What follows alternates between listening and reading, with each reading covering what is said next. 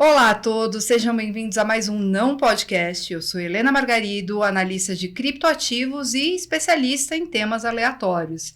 Hoje eu estou aqui com a Luiz Sotomayor, da Cultura Maior. Seja bem-vinda, Luiz. Obrigada. E com o Paleta, nosso analista e meu braço direito para assuntos aleatórios aqui na Monet. Eu também já sou um especialista em assuntos aleatórios. Você já está praticamente fluente em assuntos aleatórios. Bom, a Luiz é da Cultura Maior e ela tem 3 filmes e uma série que estão disponíveis aqui na Monet para todos os nossos assinantes, né? Luiz, os filmes / séries que a gente tem aqui são O Brasil Rico, Economia Brasileira, Brasil Deu Certo, E Agora e Dinheiro Nosso. Você pode falar um pouquinho sobre eles? Sim, vou falar em ordem cronológica. À vontade. O Brasil Deu Certo e Agora foi feito entre 2011 e 2012, foi lançado em 2013, ou seja, quando o Brasil chegou a ser a 6ª economia do mundo. Por isso o título. Eu fiz junto com o Mailson da Nóbrega e eu queria colocar pelo menos uma interrogação no título. O que, enfim, a gente... foi uma discordância entre nós. E hoje, continuo trabalhando com ele, e ele concorda que a gente deveria ter colocado. Porque na época, a maioria dos entrevistados achavam que agora as instituições estão estáveis, a moeda está estável, o Banco Central tem uma certa independência, tá? Enfim, tudo caminhando, né? Enfim, as instituições financeiras, econômicas no Brasil estão firmes. Ledo engano! Tanto que pediram para a gente fazer O Brasil Deu Errado. E agora? Ou vai ser O Brasil Deu Errado? Interrogação. E agora? Aí eu teria uma opinião diferente, eu colocaria um ponto. Até agora, enfim, teve muita coisa que foi destruída, né, nos últimos anos. As instituições estão capengas, a independência, a transparência, né, então são assuntos que a gente voltou a discutir, né? Se a gente voltou a discutir democracia, se homofobia é crime. A gente voltou a discutir se a Terra é redonda. Veja bem. Então. É um grande momento de dúvida na humanidade, né? Pois é, eu achava. O Brasil Rico, a gente lançou em 2016, no final de 2015, começo de 2016. E, enfim, ainda estavam... A política e a economia estavam com vários... problemas, vários, como chama? Bumps, várias lombadas, né? Mas, enfim, precisa ter abalos, né? Enfim, coisas acontecem, mas a gente acreditava que não ia, enfim, ser o que aconteceu. A gente acreditava que ia ficar um pouco mais firme, né? Eu achava que a discussão em 2017, 2018, a discussão política ia ser sobre o orçamento, né? Enfim. A gente continua lá, né? A gente regrediu, a gente voltou muito tempo. E aí, em 2013, eu fiquei muito feliz, né? Porque eu vi que as pessoas estavam, enfim, começando a se interessar por política, por economia, tentando entender o que estava acontecendo. O Brasil, a democracia é muito recente, a educação não é boa, as pessoas não leem, então é uma coisa... Por isso que eu acho que é um dos fatores que a gente tem uma discussão muito adolescente sobre política e economia. É certo ou é errado? É sim ou não? Você gosta ou você odeia? Ele é ladrão ou não é ladrão? Ou, enfim, tudo certo desse, tudo errado daquele. Então, acaba com o Supremo, enfim, e sem pensar, não é? Isso é muito inconsequente, a discussão, né? E por isso que eu fiquei muito feliz em 2013, 2014, que as pessoas... Eu ouvi uma vez na padaria, 7 da manhã, as pessoas falando que era pedalada fiscal. Então, foi uma... foram coisas que foram animando a gente, né? Você tá me fazendo ficar com medo, porque eu tô feliz que a gente esses dias estava indo tomar um café aqui perto e eu ouvi duas pessoas aleatórias andando na rua falando, não, porque veja bem, porque criptomoedas, eu fiquei felizona, assim, falei, nossa, estão falando de criptomoedas, eu acho que foi mais ou menos a tua sensação. É mais ou menos isso, então vamos em frente, né? As pessoas querem saber mais, querem aprender, né? A gente viu que, infelizmente, também quiseram aprender ou, enfim, remontar uma história, tem teorias da conspiração, enfim, que é também um traço, eu acho, um pouco adolescente, né, enfim. Então, existe uma explicação, como, enfim, os ambientalistas há 20 anos falavam, não, morte aos banqueiros. É o que dizem, né? No Brasil até o passado é incerto, né? Pois a gente fica muito tempo remoendo o passado e reconstruindo o passado, né? O Brasil sempre foi o país do futuro, mas agora quer construir o passado, né? O futuro continua incerto. Enfim. E aí a gente fez, no filme, foram, acho que, uns 20 entrevistados. Então, Collor, Sarney, Fernando Henrique, acho que foram 12 ministros e 7 presidentes do Banco Central no filme. E aí, na série, a gente expandiu isso, viraram 42 entrevistados, Nossa. que é muito legal. Então, esses 42 entrevistados que comandaram a economia nas últimas décadas, contando desde 1492... em 10 episódios de 26 minutos, o que aconteceu na história brasileira, né? Eu gosto muito da série, a gente ficou 2 anos fazendo, né?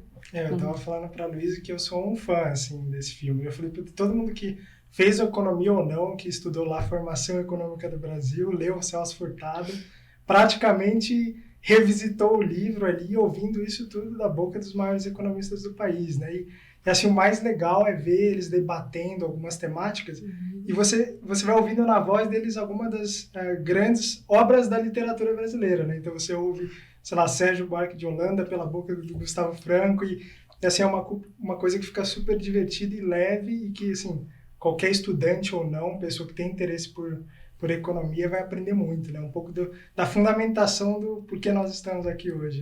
Né? E uma coisa que eu acho muito legal, assim, que eu tenho um orgulho, e claro, teve 60 outras pessoas fazendo, né? Claro que a gente não faz uma obra dessa sozinho, e talvez, ou pelo menos 50 pessoas sabiam muito mais do que eu, né? Então, eu fui só a linha condutora, enfim, dessas pessoas, né? E foi muito legal. Eu aprendi muitíssimo. E o legal era ver pessoas como o Maílson, ou como o Gustavo Franco, dizendo que aprenderam alguma coisa que eles não sabiam, que eles não sabiam esse ponto de vista, por exemplo, do Meirelles contando o que ele fez como presidente do Banco Central na crise de 2008, ou o Collor dizendo, hoje eu não faria isso, plano Collor. Boa essa tomada. Não é? Enfim, são coisas que eles não tiveram oportunidade de falar, né? O Collor deu 3 entrevistas até hoje, falando, né? Em retrospectiva, né? Essa foi uma das entrevistas, então eu acho muito legal, que é uma das entrevistas que eu acho mais intrigantes, né? Mais interessantes, exatamente porque se tem uma ideia do Collor como um inconsequente, jovem. Era aquela imagem da época, né? Do presidente almofadinha, que não se importava com o povo, etc. Né? E realmente ele era muito jovem, né? E a entrevista foi feita 23 anos depois do plano. Então, espero que todo mundo aprenda alguma coisa em 23 anos.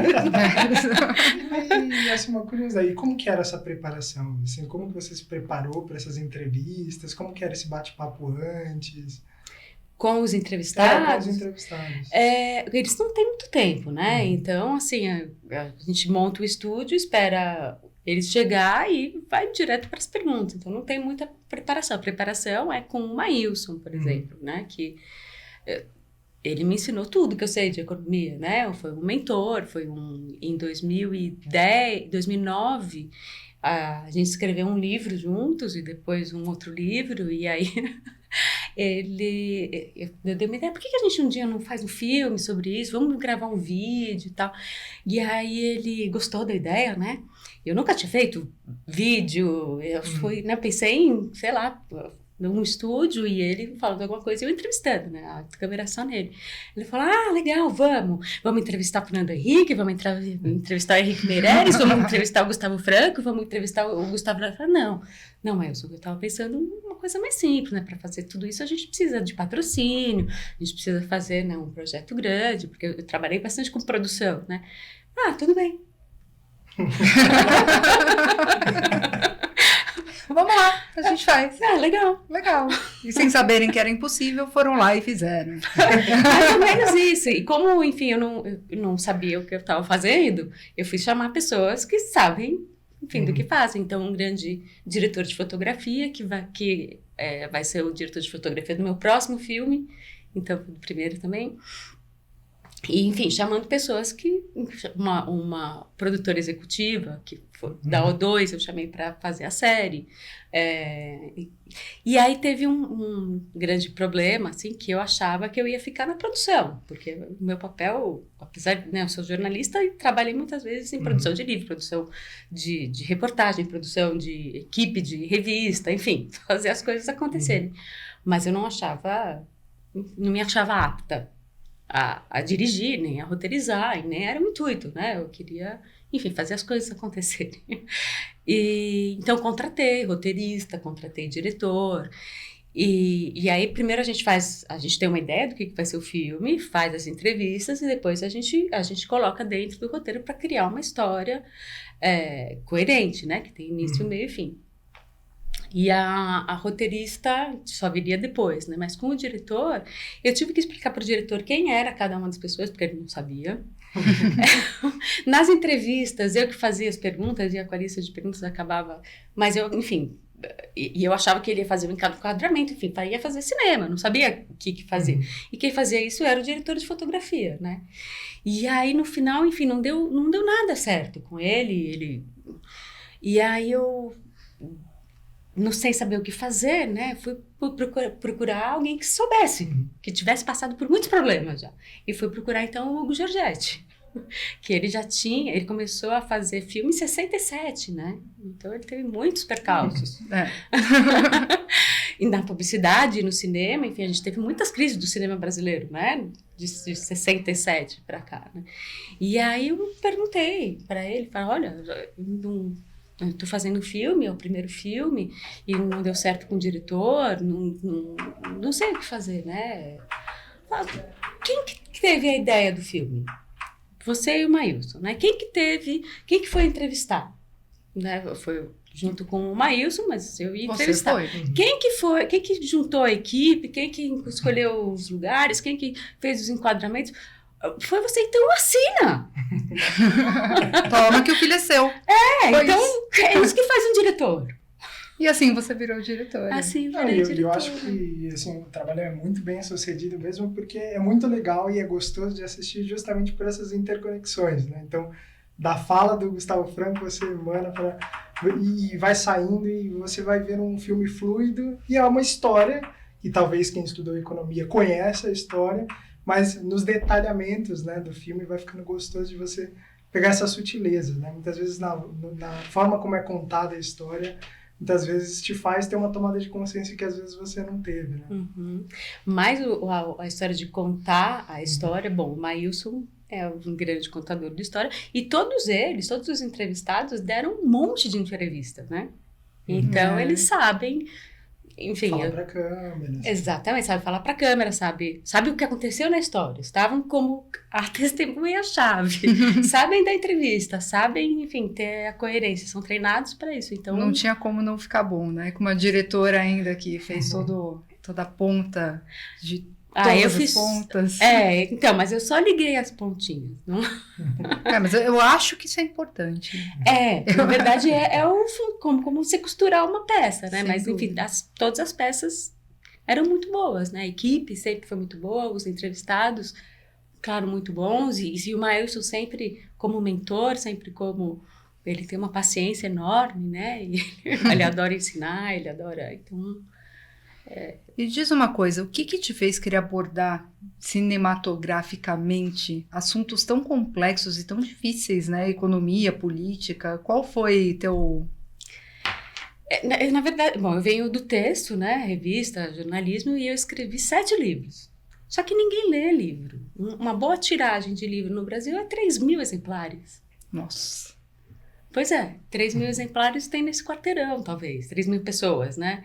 Então, é muito restrito. Então, o vídeo hoje é uma linguagem, e já estava se transformando numa linguagem que as pessoas, enfim, assistem. Tem um impacto muito maior, né? E dá para ser muito mais curto, toma muito menos tempo. Bacana. Queria e hoje comunicar. ainda é mais desesperador, porque todo mundo ainda assiste em 2 vezes, né? Você coloca lá no YouTube e vem em velocidade mais rápida, então o pessoal tá fugindo cada vez mais, né, do livro. Né? Eles querem, a impressão que eu tenho, e eu acho que é um fato dado, na verdade, que as pessoas querem consumir cada vez mais informação e mais rápido, né? Porque querem saber de muita coisa, né? E tem muita coisa para fazer, tem muita coisa para saber, tem muita coisa para aprender. Isso é verdade. E quais que foram os grandes desafios para trazer isso para o público na forma de entretenimento? Bom, um grande desafio foi a direção e o roteiro, né? Até, enfim, eu assumi que bom, tá bom, então... é isso que faz um diretor, alinha as coisas, junta a equipe, faz as coisas acontecerem, né? Então, essa foi talvez as 2 grandes dificuldades. As outras, na verdade, eu não sabia que eram dificuldades, então foram mais simples, né? Por exemplo, eu queria passar o filme, nosso primeiro filme, no cinema.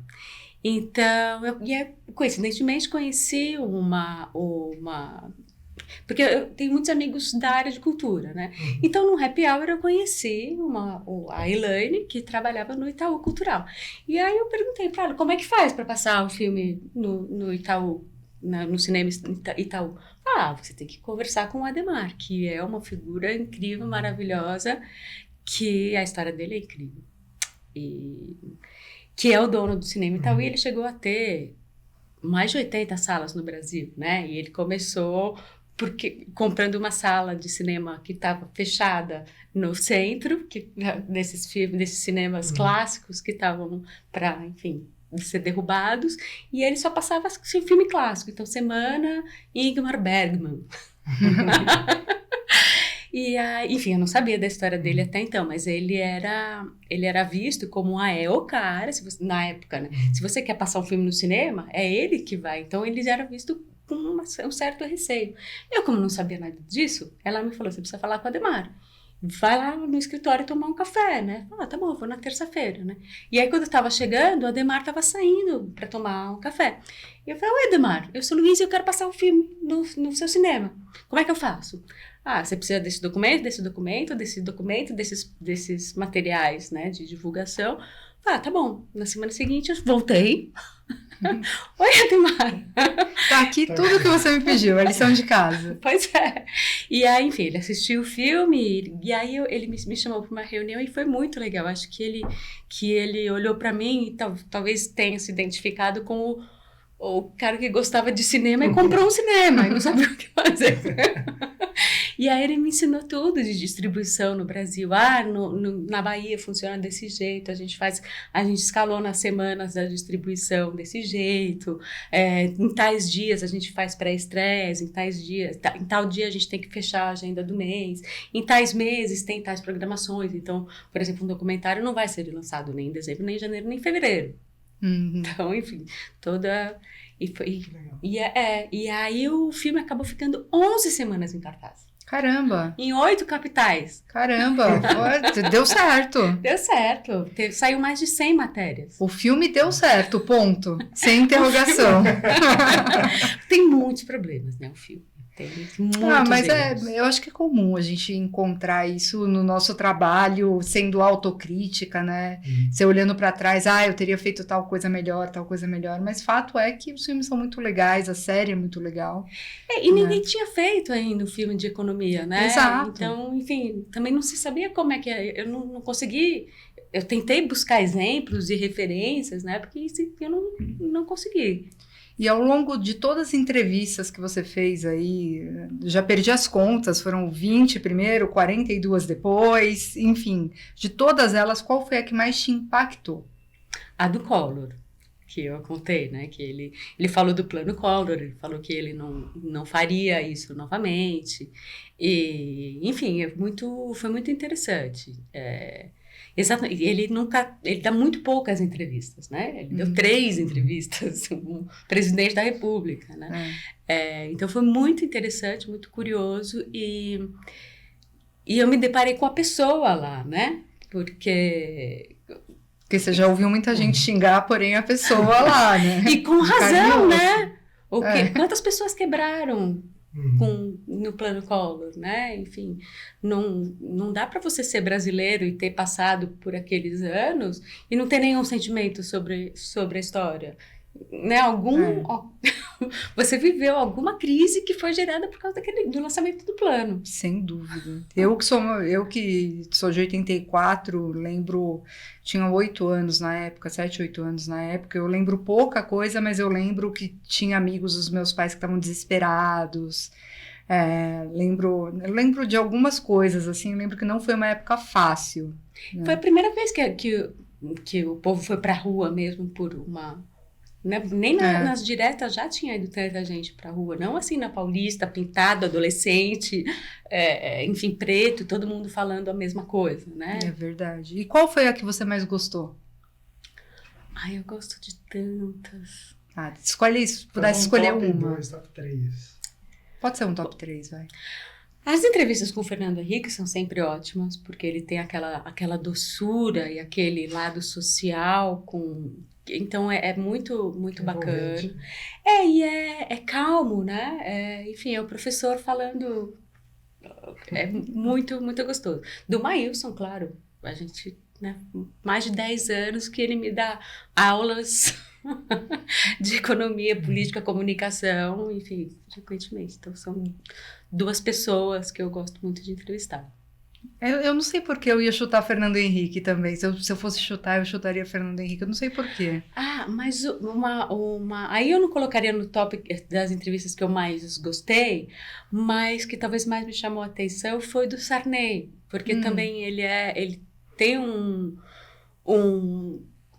quase consenso. Tem algumas pessoas que são quase consenso, né? O Sarney é uma, Collor, o Temer, né? A maioria das pessoas tem mais ou menos o mesmo ponto de vista, o mesmo sentimento na hora que pensa na pessoa.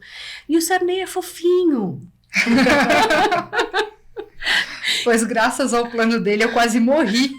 É verdade. Qual deles? O plano Sarney. Graças à parte da fixação de preços, ficou faltando muito produto e eu fiquei doente pra caramba na época. Minha mãe precisou caçar a ampola de uma injeção que eu precisava tomar por São Paulo inteira, porque não achava por ampola. Eu precisava tomar umas 10, tinha uma doença rara, chama angina de Vanson. Eu vou te passar o telefone pro Maílson e você fala pra ele, porque no Sarney teve 3 planos desses que eles cortaram, né? E eu tinha 4 anos, eu não vou lembrar qual. Sim. E nem esperava que você... Mas, enfim, que não tem um plano do Sarney, né? São vários. Mas uma coisa muito curiosa que o Maílson me conta é que, mesmo antes de ele ser ministro, né? Eles sentavam toda madrugada com o ministro anterior, né? Ele era secretário executivo do ministério, para decidir o que dava para importar ou não, porque teve uma crise deles, não tinha dinheiro mesmo. Então tá, remédio a gente importa, gasolina precisa, né? Então, ampola não. Então, deixa a ampola. Daí Helena lá. Parafuso não precisa. Sobrevivi. Eu acho que o mais curioso é o cenário onde você entrevista ele, que eu acho que ele fica numa poltrona bem grande, parece Game of Thrones. Que é a poltrona da presidência do Senado. Então. Então, ele parece... Então, esse é o diretor de fotografia, que ele tem um talento, assim, de pegar uma sala 2x1 e deixar uma coisa linda. Passou um pouco da mensagem do personagem, né? Casou muito bem. E ele é rápido, assim, de ter... O que a gente vai falar, quem que é, ele monta, assim, uma luz maravilhosa. Então, eu também tive sorte enfim... Claro que nesse tempo todo teve gente de equipe que não deu certo, mas teve pessoas maravilhosas, e o Fábio Quinol é um deles, que enfim, um talento enorme. E diz uma coisa, como que você vê o Brasil? Você vê o Brasil precário ainda como exportador de produtos primários? Como você enxerga o Brasil agora com todo o seu conhecimento de economia, tendo feito todos... O Brasil que discute, rediscute. O Brasil que rediscute o passado. Como você enxerga? Eu sou muito, muito pessimista em relação ao governo Bolsonaro e ao ministro Guedes. Eu acho que, enfim, já era muito claro, tanto que eu saí do país, eu mudei para a Bélgica, assim que o Bolsonaro foi eleito, porque eu não via que nada de bom poderia sair desse governo. Até Collor teve coisa boa que saiu, né? Ele criou o Procon. É verdade, é verdade. No final das contas, quem sobreviveu foi uma reforma que doeu muito, mas, enfim, precisava ser feito. Não precisava ser feito desse jeito, com uma martelada na sociedade inteira de uma vez, né? Mas foram reformas que precisavam ser feitas. Esse governo e esse ministro da Fazenda, eu não consigo ter elogios, eu não consigo ter nenhum otimismo. E já era muito claro que são, na minha opinião, são lunáticos.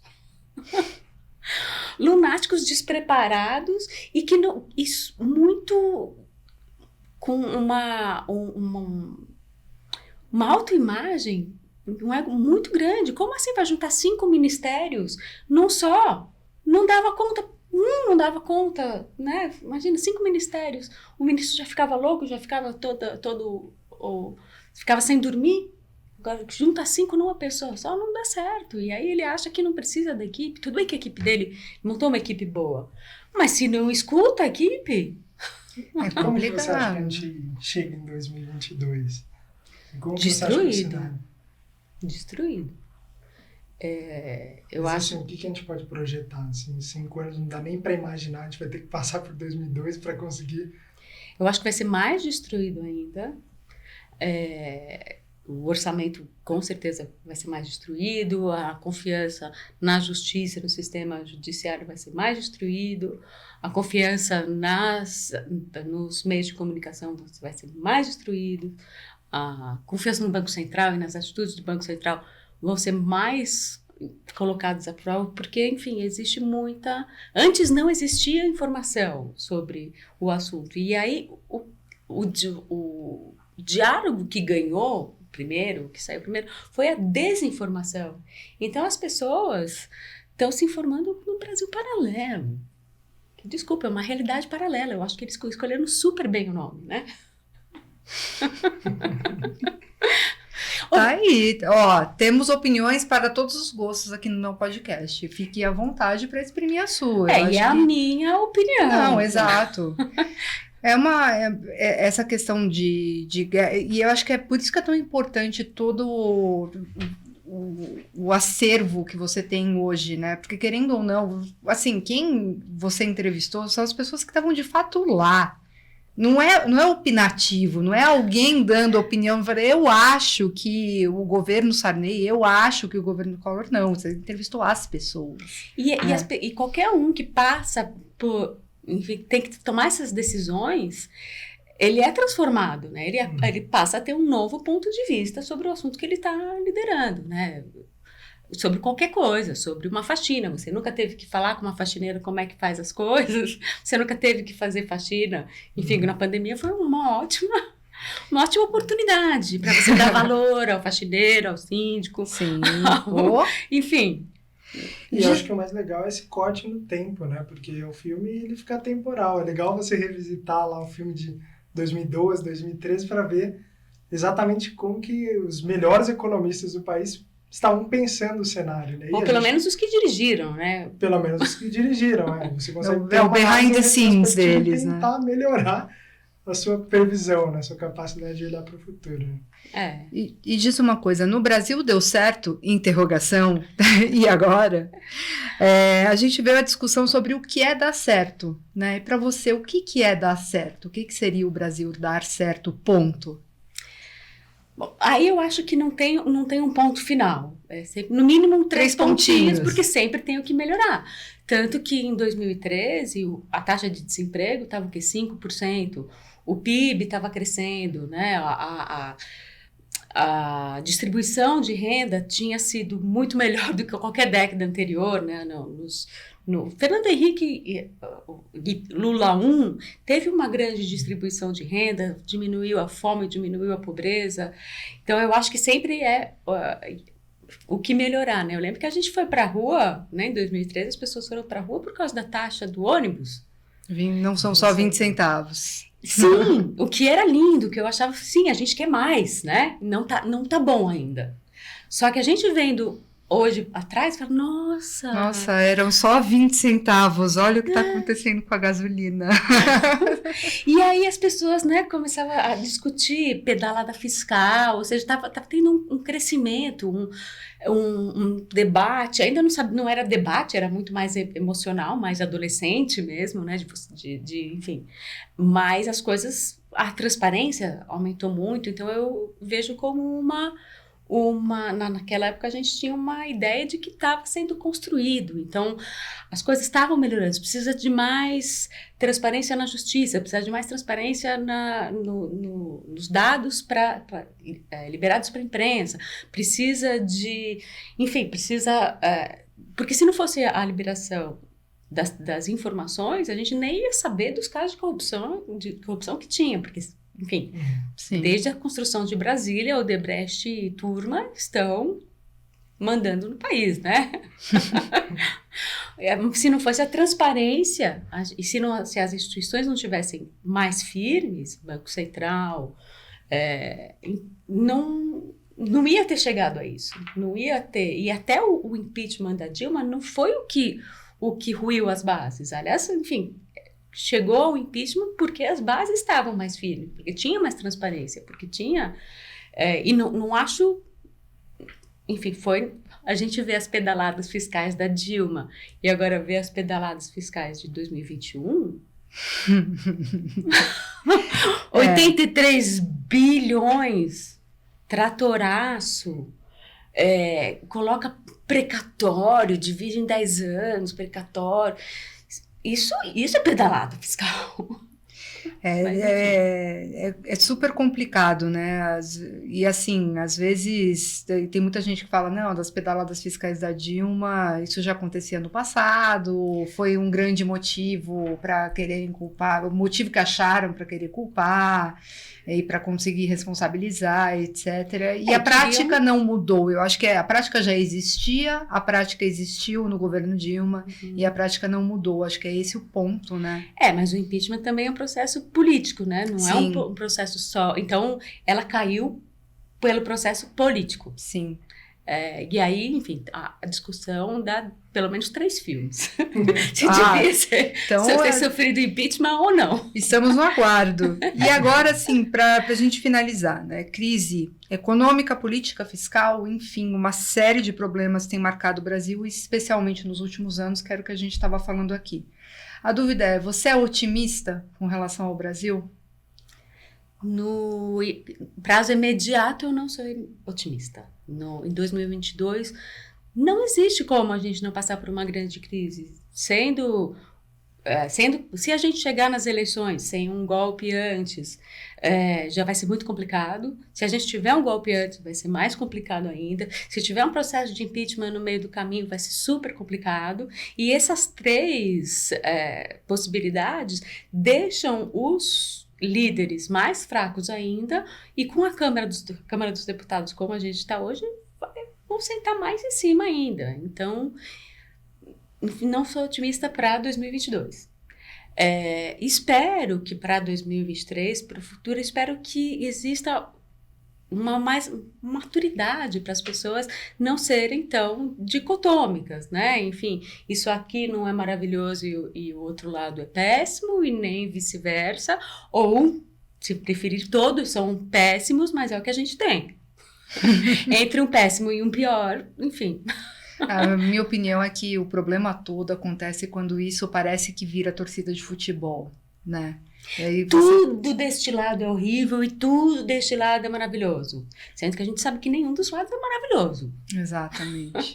E se, na minha opinião, se qualquer um dos lados mais extremos, né, ganharem, a gente vai continuar nessa briga adolescente, do sim ou não, do diabo e isso não vai produzir nada, vai produzir mais bagunça. O ideal seria que alguém que chegasse... A terceira via. Não, acho que... Então, eu não vou falar em terceira via porque aí a gente teria que fulanizar, né? Mas o meu sonho seria... Fulanizar. Uma anjinha, pega os dois lados na mão. Vamos conversar? O que você acha desse? A professora da segunda série da minha filha faz isso todos os dias. Olha só. Fala com ela. Boa ideia. Ser presidente. Precisa ser alguém que faça essa... Né? Mas o que não concordo? Concorda que a gente precisa ter um sistema judiciário que não seja extremista, nem tão politizado? Concorda que precisa de mais transparência no processo do judiciário, no processo dos militares, no processo da Câmara? Concorda que a gente precisa ter alguma flexibilidade no teto para caber uma pandemia, mas que não pode ser gastar quanto quiser? Vamos entrar num... Né? O que você quer? Vamos lá, amiguinho com amiguinho. Vamos lá, a gente precisa ficar de bem. Como é que a gente vai fazer? Eu acho que você tem total razão. Assim, falta uma manjinha, como você disse, né? Alguém para apaziguar e colocar as pessoas meio que numa base comum, né? Talvez uma headhunter que pegue algum daqueles negociadores da guerra na Palestina, sabe? Não, tudo bem, estão se matando os dois lados. Por que você odeia ele? Porque ele matou meu primo, meu filho, matou toda a minha família. Por que você odeia ele? Porque ele matou toda a minha família e ele roubou minha casa e botou fogo. Roubou minha cabra. Tá bom. O que a gente pode fazer? Bom, chegar à paz não é um processo, às vezes é um processo de guerra, né? Então... Mas a guerra não vai levar à paz. Não, sem dúvida que não, mas eu acho que assim, eu estava ilustrando mais ou menos o que a gente está falando. A gente está num processo muito complicado e muito... que não é de sim ou não, ele não é... Bem contra o mal. Bem contra o mal, certo contra o errado, né? Eu acho que... seria muito legal se a gente pudesse voltar aos debates da forma como eles estavam acontecendo em 2013, acho que esse, você apontou muito bem nesse ter mais informação, ter mais transparência e, tá bom, você valoriza mais a economia e os empresários, porque realmente precisa crescer, precisa desenvolver os empresários, precisa fazer alguma coisa, você valoriza mais o social, a não ter fome no Brasil, né? Parece uma coisa importante. Diminuir um pouco a desigualdade. Como é que a gente pode? Enfim, não precisa fazer um sem fazer o outro. As duas coisas são necessárias, né? Então, não precisa destruir os dois lados. Aí entra um, destrói o trabalho do primeiro. Entra o outro, destrói... Não vai dar. Parece a treta de centro acadêmico que a gente vivia lá na PUC, quando eu fui gestão e depois eu ser gestão, entrava uma gestão nova, acabava com fazia uma reforma nova, pegava código civil novo para deixar lá, falar, não, vocês criaram esse jornal aqui, esse jornal era legal, mas agora acabou o jornal, vocês criaram esse site, o site era legal, acabou o site, faz site novo. É a mesma impressão que eu tenho, é um grande centro acadêmico, um grande grêmio estudantil aqui, né? E é uma coisa que eu acho a gente só perde. E uma coisa que sempre faltou no Brasil, mas especialmente... a partir da redemocratização, foi pensar em projetos de longo prazo, um projeto de Estado. Então, tá bom, o Brasil, qual que é a função, né? Não é essa palavra que eu estou buscando, qual que é a vocação do Brasil, né? Desse tamanho, com essa natureza, com essas pessoas, com essa criatividade. Então, enfim, vai ser ferrovia, vai ser naval, vai ser mais um plano de 40 anos. Eu vejo, por exemplo, a União Europeia, eles fazem orçamento de 7 anos e quando eles fecham com 2 anos de antecedência, eles estão atrasados. O nosso orçamento é fechado 6 meses depois que já começou a ser efetivado o orçamento. Ou seja, não, sabe? Então, fazer as coisas, planejar e cumprir o planejado, já ia ajudar muito. Planejar e cumprir o planejado, o amiguinho conversando com o amiguinho. Acho que é isso, né? E plano de longo prazo. Isso aí. Enfim, todo mundo aqui concorda que não é desejável que as pessoas passem fome num país que tem tanta água, tanta comida, tanta terra, todo mundo concorda, né? Ninguém pode ser a favor de passar fome. Se seja a favor, fica calado, você não pode falar isso. Não é nem humano você desejar ou achar isso correto, sem sombra de dúvida. Ainda mais como Estado, né? Não pode ser uma política pública, ou não pode ser fora das prioridades, né? Sem dúvida. Acho que assim, temos questões complicadas pra caramba. Eu acho que vai dar aí mais uns 50 filmes pra você. Pelo menos. E a gente espera poder ver todos aí. Legal, obrigada. Parabéns pelo seu trabalho. E a gente vai encerrando por aqui o Não Podcast dessa semana. Não deixem de seguir a gente nas redes sociais. É @InvistaMonet, com 2 T's no final. E é isso aí, a gente se vê semana que vem. Até! Obrigada!